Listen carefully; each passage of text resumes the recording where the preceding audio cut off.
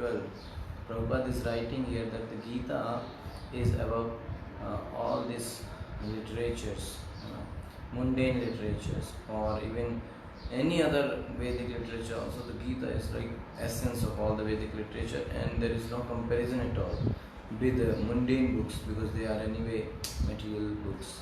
Okay.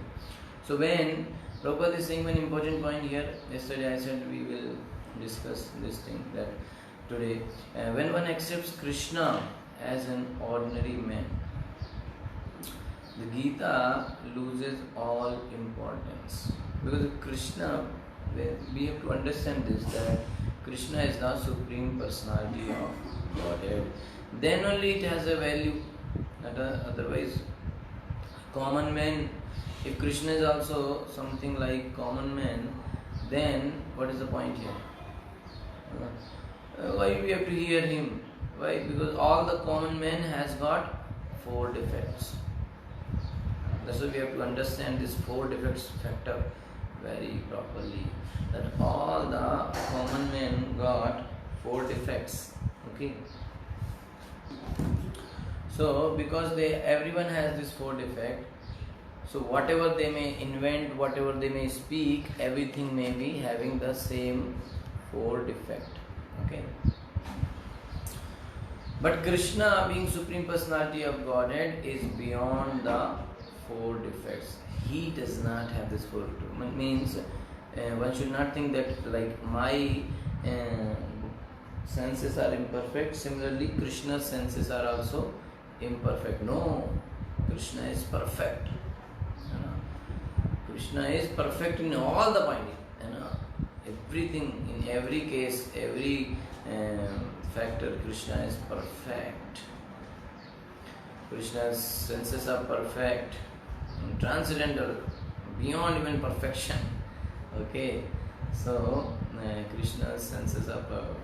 We should not think like in this way. And that is why when we think, okay, this knowledge is being given by someone who is beyond these 4 defects. That's why it is transcendental. It is something which we should take it in a different way. It is something beyond my level. Other person is telling something to me, then he is also having 4 defects. So a person may write some novel, this is the best habits, this is the best way to be successful, this is the goal of life. Many people are writing many philosophical and all those books. So we should not take them very seriously. Why? Because they are also mundane people, materialistic people. They are also, their whole idea is based on sense gratification. Okay, so we should not take them that say. And they are having 4 defects. Okay, they are not perfect. So whatever they may speak, it may also contain the same 4 defects. So Krishna, when we understand that Krishna is the Supreme Personality of Godhead, then the knowledge which he is giving is the perfect knowledge. Okay? So if one is accepting Krishna as a normal ordinary person like me and you and everyone around us, then there is no value of Gita, because then it is also one of the mundane book. Okay, but Krishna is the transcendental. He is Supreme Personality Godhead, so the knowledge which he is giving is the best knowledge, and that knowledge can transcend our life. Further, Prabhupada is saying, the Mayavadi argues that the plurality mentioned in this verse is conventional and that it refers to the body. But previous to this verse, such a bodily conception is already condemned. After condemning the bodily conception of the living entities, how was it possible for Krishna to place a conventional propagation on the body again? Okay, so just see the translation of this verse. Never was there a time when I did not exist, nor you, nor all these kings, nor in the future shall any of us cease to be. So this plurality which mentioned here in the verse, for that it is being said. Okay, that it is the plurality. Some people may say that many are. It is only based on the body, but not soul. Okay, but soul is also, every person is being individual soul. Okay, that's the point here. Like I am a soul, next person is another soul. So all the living entities are individual. Okay. Therefore, individuality is maintained on spiritual grounds. Okay, and is thus confirmed by great acharyas. And great acharyas like Sri Ramanuja and others, it is clearly mentioned in many places in the Gita that this spiritual individuality is understood by those who are the devotees of the Lord. This individuality can be understood only by the devotees of the Lord. Those who are envious of Krishna as the Supreme Personality of Godhead, they do not accept Krishna. Why Krishna is God? Why I am not God? They are too much envious of Krishna being Supreme Personality of Godhead. So these people who are envious of Krishna as the Supreme Personality of Godhead have no bona fide access to the great literature. Okay, these people cannot have any access to this Bhagavad Gita or Srimad Bhagavatam or these all transcendental literature. Access doesn't mean like they cannot purchase it. Now everywhere it is available, they can anyway purchase. Go and just get it. But they can never understand it as it is. Okay, the non-devotee's approach to the teachings of the Gita is something like that of a bee licking on a bottle of honey. So they have honey bottle and the bee is licking the honey from outside of the bottle. How it is possible? It won't get the real essence, the real taste of honey it will not get. So similarly these non-devotees, when they are reading Bhagavad Gita, very important point here. When these non-devotees are reading Bhagavad Gita, then it is just like a bee is licking the honey bottle from outside. It's like that. Okay. So similarly, the mysticism of the Bhagavad Gita can be understood only by devotees and no one else can taste it. As it is stated in the 4th chapter of the book, Bhagavad Gita 4th chapter. Nor can the Gita be touched by persons who envy the very existence of the Lord. Therefore, the Mayavadi explanation of the Gita is most misleading presentation of the whole truth. Mayavadis are very dangerous for devotional service. Okay, so one has to be very careful about the Mayavadis. Sri Chaitanya Mahaprabhu says that we should never hear from Mayavadis. Mayavadi bhasha sunile sarvnash hoya. Everything is destroyed. Lord Chaitanya, Mayavadi explanation of the Gita is most misleading presentation of the whole truth. Okay. Lord Chaitanya has forbidden us to read commentations made by the Mayavadis and wants that one who takes to such an understanding of the Mayavadi philosophy, he will lose all power to understand the real mystery of the Gita. If individuality refers to the empirical universe, then there is no need of teaching by the Lord. The plurality of the individual soul and the Lord is an eternal fact and it is confirmed by the Vedas as above mentioned. So, Jiva always remains individual. It will never lose its individuality. Okay? Now, very very famous shloka, text 13, most famous. Prabhupada used it many times. Deino yasmin yatha dehe kaumaram yavanam jara tatha dehantara prapte dhiras tatra namuhyati. As the embodied soul continuously passes in this body from boyhood to youth to old age, the soul similarly passes into another body at death. A sober person is not bewildered by such a change. Okay. Since every living entity is an individual soul, each is changing his body every moment. The body is every moment changing. Okay, that's how from the, what it said, Deino yasmin yatha dehe kaumaram yavanam jara. From kaumara to yavan to jara.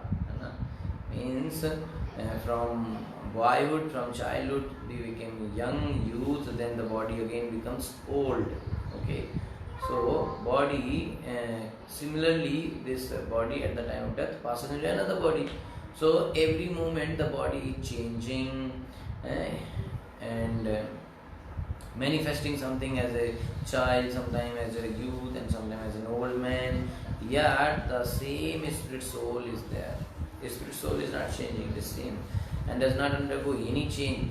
This individual soul finally changes the body at death and transmigrates to another body, since it is sure to have another body in the next birth, either material or spiritual. There was no cause for lamentation by Arjuna on account of death, neither for Bhishma nor for Drona, for whom he was so much concerned. Okay, so the point is here, we have to understand that soul remains same. That's why when you see your picture of your like 5-year-old, when you were 5-year-old, 10-year-old, so you say this is me, you know? But actually the whole body changed. Even if scientifically we see, each and every cells are every moment they are dying and new cells are being generated, you know? So in this way, within 6 to 7 years, all the cells of your body are new cells, including the cells of heart organ, you know? So everything is new. So how can you say that it is the same body? Like if you are seeing your 7-year-old picture and now you are like 21, 22 years, so 2 times already the body changed. Okay, like that. So how you can say that it is me? You know, because the whole body changed. So that means there is a soul inside whom you are identifying and you are addressing, because the soul is same. So it is you are feeling that it is me only. Okay.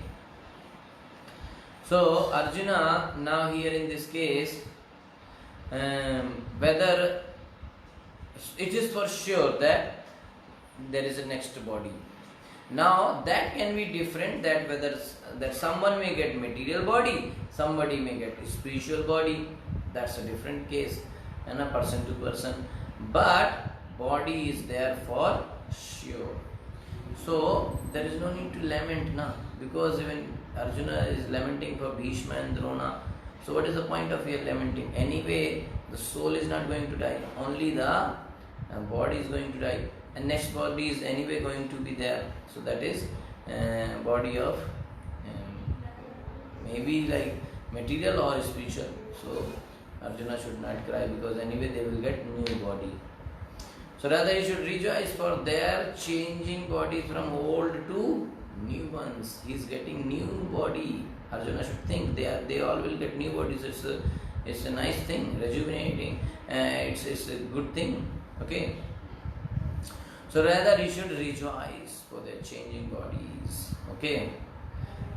From old to new ones, thereby rejuvenating their energy. Such changes of body account for varieties of enjoyment or suffering according to one's work in life. Okay. So the kind of karma one has, that kind of body they will receive. So Bhishma and Drona, being noble souls, were surely going to have spiritual bodies in the next life, or at least life in heavenly bodies for superior enjoyment of material existence. So in either case, there was no cause of lamentation.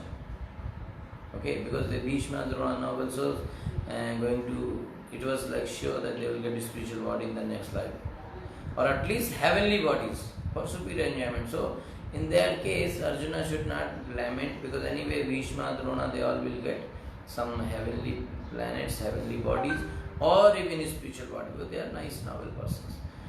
So the further Prabhupada is again bringing the concept of Mayavadi here to save us, to guide us.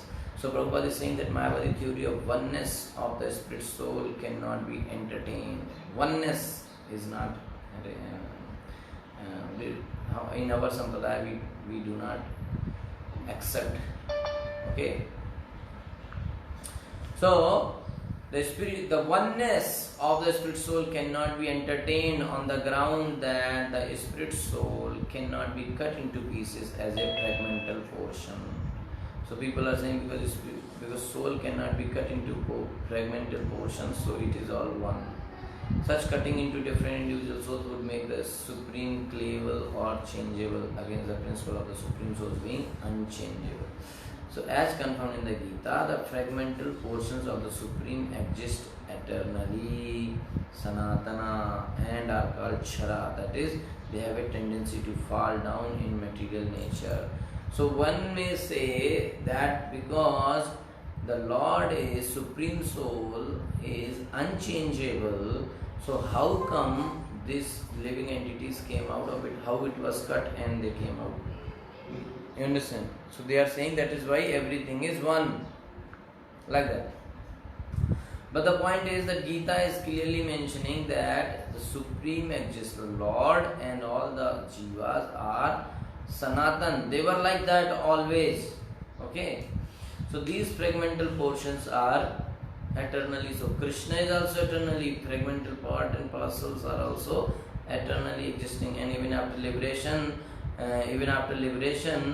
the individual soul remains the same, fragmental. Okay, even after liberation, one should not think that he will go and merge into God. No, he will remain individual and he will serve Krishna accordingly. Okay. So these fragmental pores are eternally so, and even after liberation, the individual soul remains the same, fragmental. But once liberated, he lives an eternal life in bliss and knowledge with the personality of God. Okay, so he will serve there. The theory of reflection can be applied to the super soul, who is present in each and every individual body and is known as the Paramatma. He is different from the individual living entity. When the sky is reflected in water, the reflections represent both the sun and the moon and the stars also. The stars can be compared to the living entities and the sun or the moon to the Supreme Lord. The individual fragmental spirit soul is represented by Arjuna, and the Supreme Soul is the personality of Godhead, Sri Krishna. Okay, so they are not on the same level as it will be apparent in the beginning of the 4th chapter. If Arjuna is on the same level with Krishna and Krishna is not superior to Arjuna, then their relationship of instructor and instructed becomes meaningless. If both of the, so one should be elevated. So Krishna is Supreme Personality of Godhead, he can actually enlighten Arjuna, his living entity. And even Krishna's representative also can do the same thing. But if both of them are deluded by the illusory energy, like instructor and the student both are in Maya, both are disturbed by Maya, illusioned by Maya, then there is no need of one being the instructor and the other instructed.